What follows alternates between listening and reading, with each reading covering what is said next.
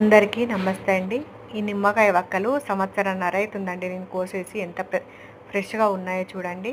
ఈ బాటిల్ నిండా కోసిన ఒక హాఫ్ ఇంచు తక్కువ ఉండే అప్పుడు నేను ఇందులో కోసేసినప్పుడు, ఆ హాఫ్ ఇంచు వాటర్ పోసి కవర్ చేసేసా. అయితే ఇది పచ్చడి పేరు నీళ్ళ నిమ్మకాయ చట్నీ.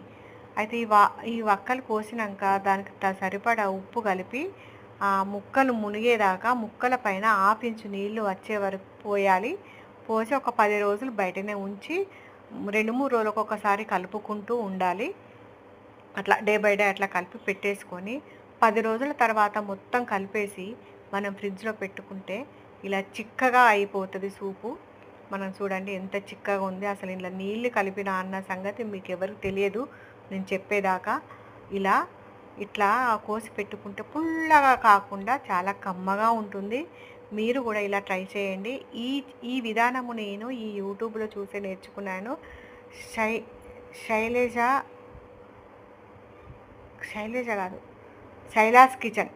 శైలాస్ కిచెన్ ద్వారా ఆవిడ పెట్టిన చట్నీ చూసి, సరే మనం కూడా చేద్దాంలే అని చూసి నేర్చుకున్నాను. కానీ కమ్మగా ఉందండి. చాలా కమ్మగా అంటే కమ్మగా ఉంది.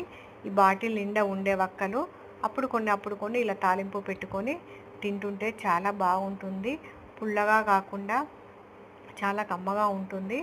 మీరు మామూలుగా మనం కోసి పెట్టుకుంటాం కదా! ఎప్పుడు కొన్ని వక్కలు కోసేసి మళ్ళీ కొంచెం రసం పిండి పోస్తాము. అలా ఒకసారి టేస్ట్ చూడండి.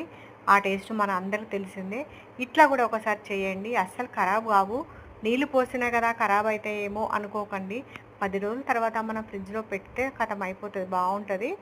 చాలా చాలా కమ్మగా ఉంటది. పోపు పెట్టుకున్నప్పుడల్లా కొంచెం జీలకర్ర, ఆవాలు, కొంచెం ఎల్లిపాయ ఏసేసి ఆయనతో పోపు పెట్టేసుకుంటే అయిపాయే. కొంచెం మెంతిపిండి, కొంచెం ఆవపిండి కలిపితే చాలా కమ్మగా ఉంటుంది. ట్రై చేయండి మీరు కూడా.